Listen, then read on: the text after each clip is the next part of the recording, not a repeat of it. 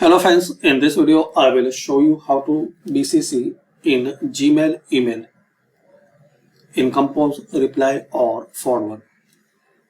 So just click on compose and add the address where you want to send mail and select here BCC and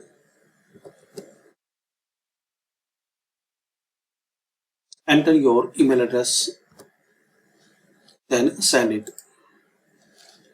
And guys, this method will work in compose if you want to reply or forward.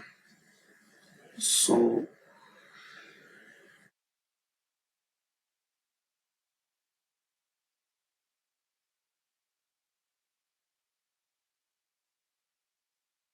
click on this three dot forward and here select BCC and send it. So this way guys, you can BCC in Gmail in compose, reply or forward. Thanks for watching.